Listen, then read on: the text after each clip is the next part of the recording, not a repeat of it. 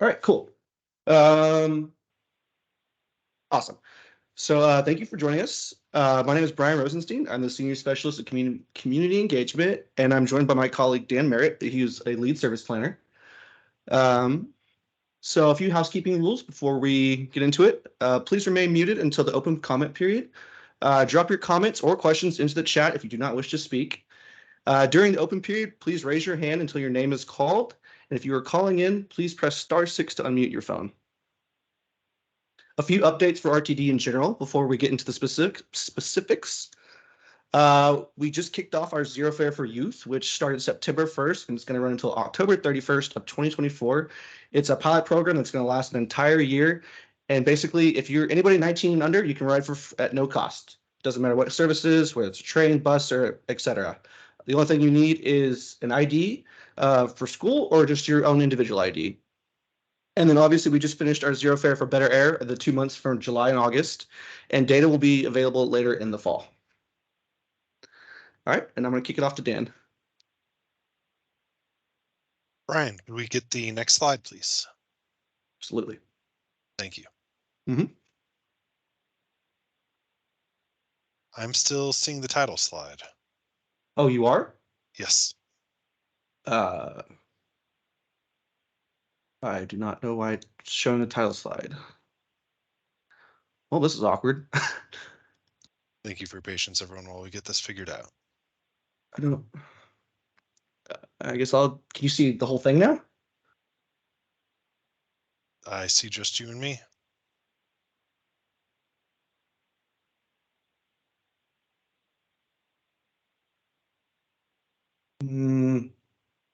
I apologize, everybody. Let me try and reshare my. No worries. Sometimes Zoom, the sharing doesn't always work, unfortunately. Yeah, Had that happen. Let me try and reshare my screen.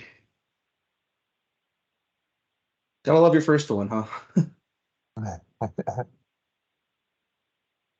Where is this? Come on. We're getting there. All right, let's try this. Can you see doing it? something. There we go. There we Okay. go. Thank you all I'm for so your sorry, patience. everybody. No worries. Okay, so for the January service change, we are primarily just doing some small service adjustments. These changes are intended to increase reliability, improve on-time performance, and address any changing travel needs throughout the district. We will be performing them for Route 6, Route 10, Route 15, the 15L, the 38, the 51, the 52, the 204, the 324. Next slide, please. And the 327, AT, Volt, the Route CV, the Route EV, the FF2, the LD, the NB, and the RX. So basically we're doing a whole lot of regular maintenance this time. Not a lot of major changes. Next slide, please. We'll also be doing some minor rail service adjustments. These will also be with the intent to increase reliability, improve on-time performance, ensure compliance with the collectively bargained agreement with the ATU, and address changing travel needs. They will be done for the lines D, E, H, L, R, and W. So 6 lines there. And our next slide, please. We are working through our system optimization plan. This is RTD's 5-year plan for improving service and increasing ridership. It aims to rebalance service with demand and resource availability. The plan received 1,600 comments. Most customers want more frequent service and new routes, and it was adopted by our board of directors in July of 2022. Next slide, please. We will be doing a change for Route 65, or one is proposed. It is proposed to reroute the southernmost portion of the route via Quincy Avenue. So it will go eastbound on Quincy and then southbound on Tamarack.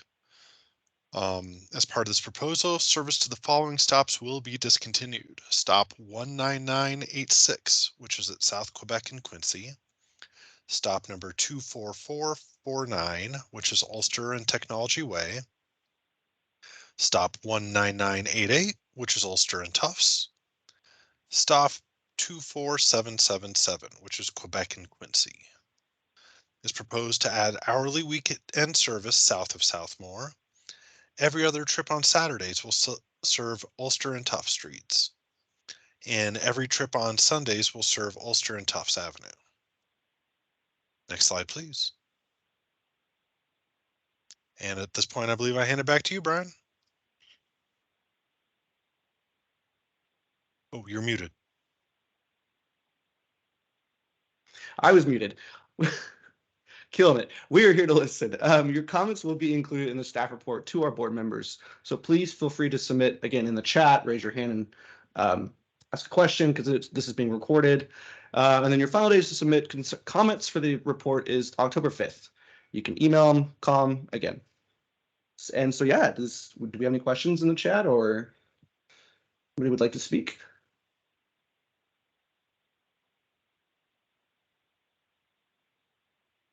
All right. We have a hand. Richard, you can go ahead. Hi there. Good afternoon, everybody. So I have a question. I mean, we see sort of minor schedule amendments, and you know, there's not a lot of other info. So, for example, the R line, which is getting amendments, are you guys able to tell me the new proposed times the R line trains will leave Peoria Station?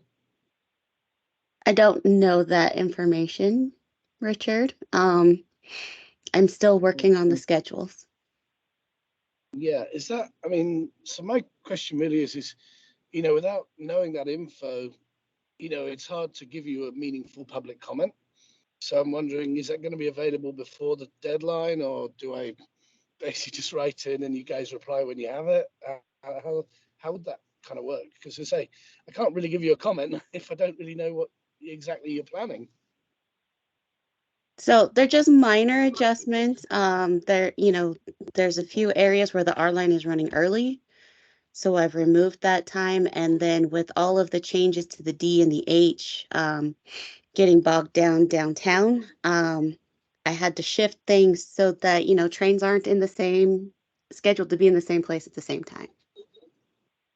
But as usual, our schedules aren't usually visible for the public until about, I think it's 2 or 3 weeks before the start of the run board. Yeah.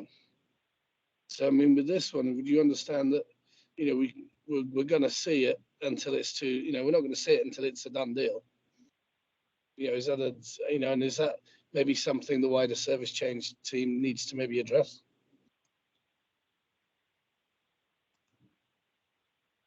Yeah, for example, I mean, the R line we've had departure times on the R line in the past put through as a minor schedule adjustment, and we've had totally unworkable connections at Peoria where the R line has been scheduled to take off exactly the same time as A line trains arrive.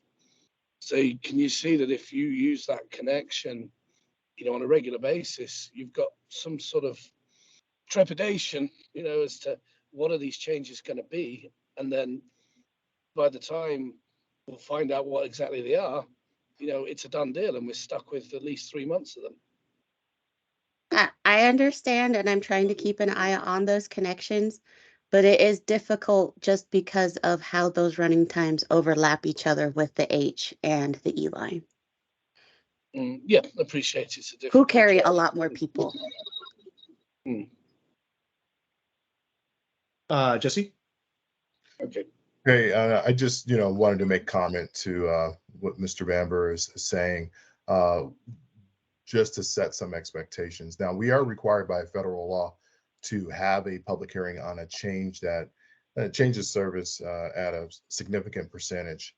Maintenance on schedules aren't necessarily the things that we review. We have to have the ability to make adjustments, be they minor or and sometimes maybe significant to the customer. We have to have the leeway to be able to make changes to the schedule for the betterment of the system as a whole. So when we speak to the public at these times, we want to talk about some of the larger items, like, for instance, in this case, it would be the Route 65 and whether or not our customers are impacted by that type of change. To say that we're going to publish a schedule with a minor 1 or 2 minute change for every single item that's on this list for everyone to then review and say that they are negatively impacted by the 1 or 2 minute change is not the aim or the purpose of this process. So I do understand that may cause some frustration, but again, the intent of a public hearing is really to let folks know this is what we're thinking about, and we're doing this at a time that's prior to, as the work is being done prior to the January service change process. And if you have further questions, feel free to give me a call. I believe you do have my direct number at this point in time, and we can talk about it a bit further. Okay. Okay, no problem. Yeah, I'll probably take you up on that. Thank you, Jesse. Thank you.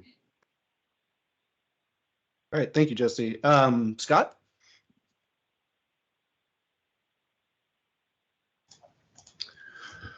Okay. So I first had a question about the schedule changes being presented on the regional routes.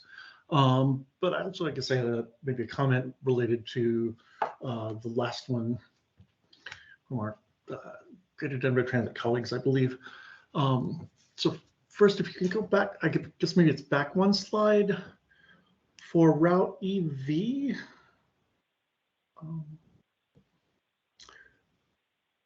That one? Yeah. Are you proposing to restore the ES segment between Evergreen and Aspen Park, aka Conifer, that was discontinued? I believe it was like even a couple of years before the pandemic even started. Yes, absolutely. We discontinued that many years back, and there's no intent to reinstate that at this time. Okay. All we're doing with the EV and CV is looking at potentially increasing our on-time performance. Right now, those routes are getting to their terminals a little bit early. A lot of that is due to time that was baked in to prepare for winter inclement weather. And so right now we're looking at it and seeing if we want to trim time off from the EV and CV, or if we'd rather just leave that time in there to allow for when winter time comes and it's a little more snowy. Okay, so then this is more of a label comment. Then you might want to just delete Aspen Park from the description of the route, since that's no longer served. Thank you. That's a good Or maybe catch. you're thinking of Bergen Park. I'm not sure. Thank you for that catch. We appreciate sure. that. And then I presume you have some working from some data. So Tegan had mentioned that the E line and H line carry a lot more passengers, but I don't know if that was like passengers transferring to and from the R line or. No, it's just a general ridership statistic. So the R line has been hanging pretty low, while the True. H and E lines, they are almost back.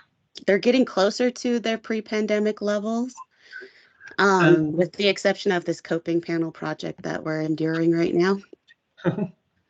And how back it?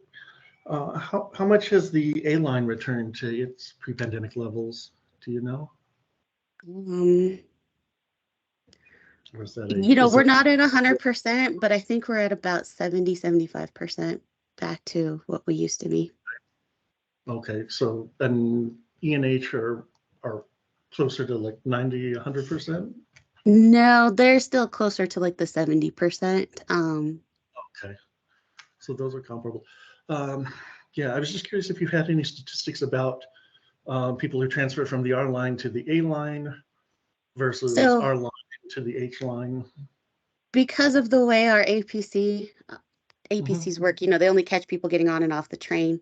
And due to our fare system where we don't have a tap on, tap off, it's really hard to come up with that data as to who's transferring between the lines. And, like I can see, there's a lot of people utilizing this station, but I can't actually understand, whether they're transferring to a bus or to another light rail line to continue their trip.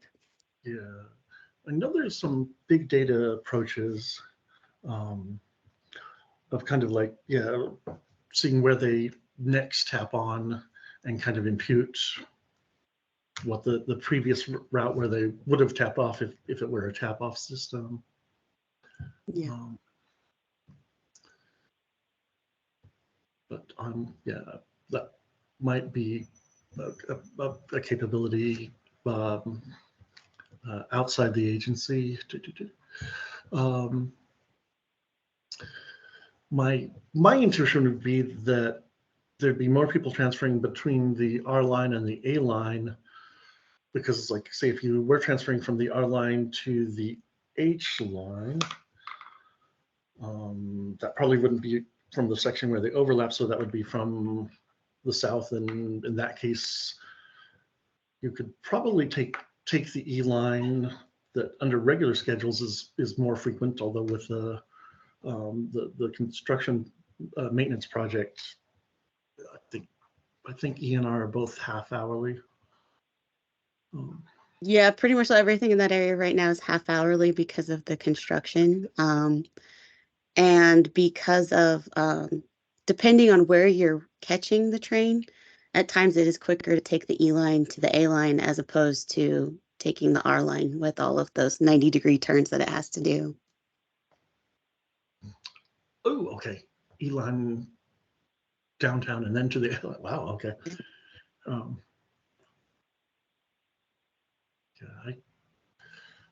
Well, I do have a different experience since I'm usually not going out towards the Peoria area, but 30th and Blake, and a lot of times it's like my planner of choice suggests taking E line to the Route 12 bus to get to the 30th and Blake area rather than going around to Union Station and transferring to the A.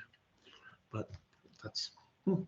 Mine has done that too, and I think it's based off of the walking distance. It's a shorter walking distance to go from the E line to the 12, and then from the 12 to the A line versus the, what is it, like almost a mile walk between light rail and our commuter rail station, almost maybe half a mile, quarter mile. I don't know.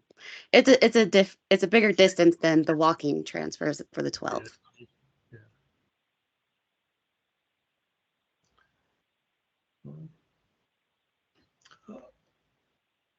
Okay, and then just sort of maybe a general comment. And I've seen this at some other organizations as well. I was just kind of looking up.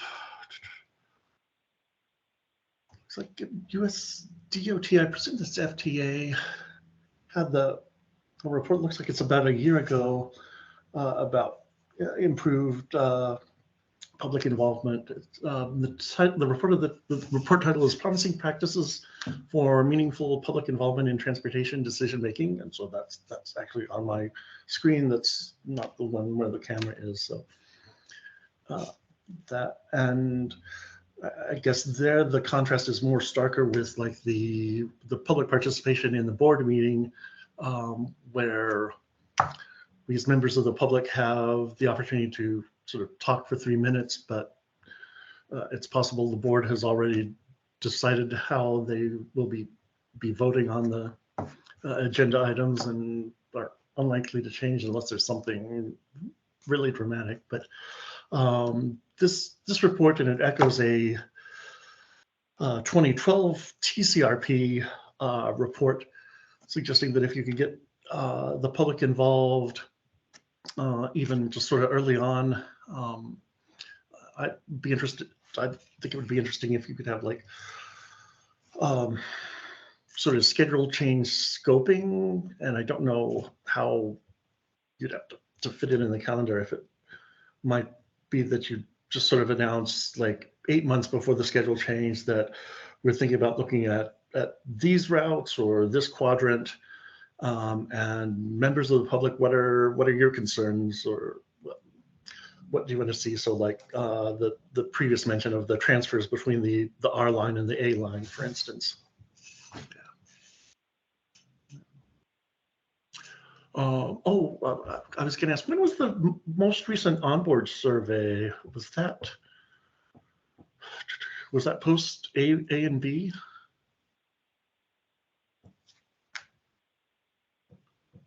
I'm sorry, Dr. Raming, are you asking when the latest, Yeah. when you said onboard survey, customer survey? The system-wide onboard survey, more for like station origin and destination, on and off? Okay, yeah, that, I'll have to look that up for you and provide answers back to you. You do have my direct contact information?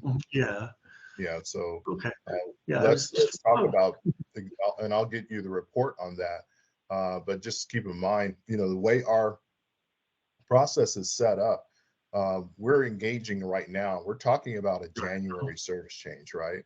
Yeah, And this is September, which is, you know, letting folks know. But we've also had the SOP, the system optimization sure. plan, that was voted on in 2022, where, Yeah. you know, we kind of shown our hand as to what we're Mhm. trying to, what we're trying to get to, and that really covers the years between 2022 and 2027. So if you were to ask yourself, you know, what are we aiming for?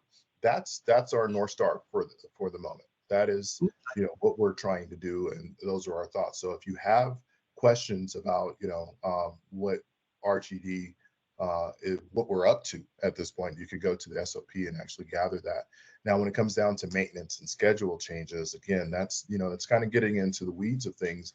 And we have a responsibility to both our CBA, which is our collective bargaining agreement with ATU Right, yeah. 1001, and we're going to make changes that truly affect that, because if we may not, you know, publicize that, hey, our operators aren't getting enough respite time on a given route, but we definitely have to address it, right? Yeah. So it's not something it's not something up for public debate or anything. That's something that we have to do in order to stay in compliance with our contract.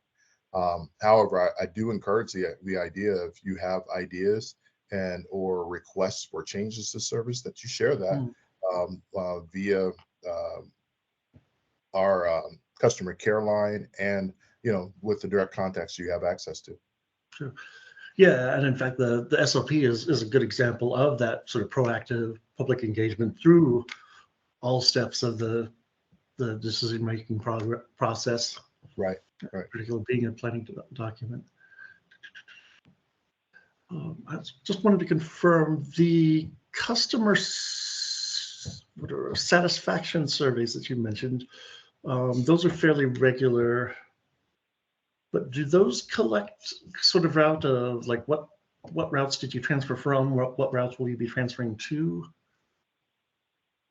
No, that type of information is more like the origin destination study that you had mentioned. Okay. As you know, back in the day, we used to do origin destination by county. Yeah. We would go around and we got to it every fourth year. Every area was definitely had a survey done on that. But as far as customer satisfaction, is more aimed at, you know, do you find our services on time, clean, you know, it's more the softer issues. Well, to some people, it's actually hard because they do affect the decision why. But yeah, those customer service, I think they are on a schedule, but that's out of my department. I will reach out to someone in our communications department to talk to marketing and get an idea what the schedule is like prior to our conversation. Okay. Well, it sounds like it wouldn't have information about the transfers then. It's more of a like, how often do you ride? Yeah. How well does the service meet your needs? What are the obstacles? Sure. But we do have the ability to do a cordon study or a study of transfers using our very small service monitoring staff at this point, when we do find that there's a need for to get a better idea of, you know, at a certain point where people are transferring, what services they're transferring to and from. Sure. Yeah. Yeah, I was just curious if, like, knowing the volumes of transfers from the R to the three other connecting lines, if that would help your optimization process. Yeah. I think actually Tegan is being very kind. and not mentioning some of our struggles right now with the R line. So there are two parts of the R line. The R line that was envisioned, way back when, actually it would have been the 225 corridor, which didn't have as many deviations as the current line does. And the travel time on the R line is really the biggest detractor to ridership, at least on the northern end.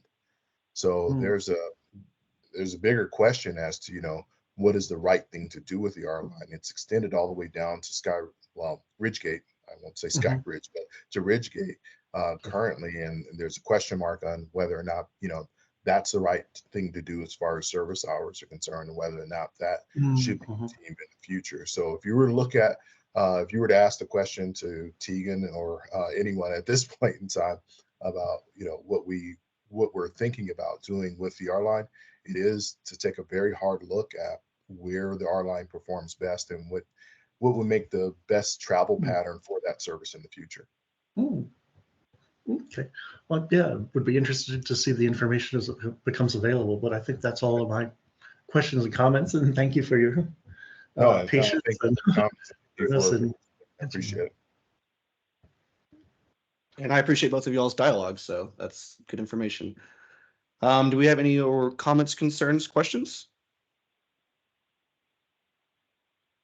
Does not look like it, but again, you can always email us, call us, so you've got time. And yeah, thank you everybody for joining, and I hope you have a great rest of your day. Thank you all. Appreciate it. Thank you. Thank you. Good day to the rest of you. Yep, thanks. As well. Yeah. Thanks, guys. Have a great day.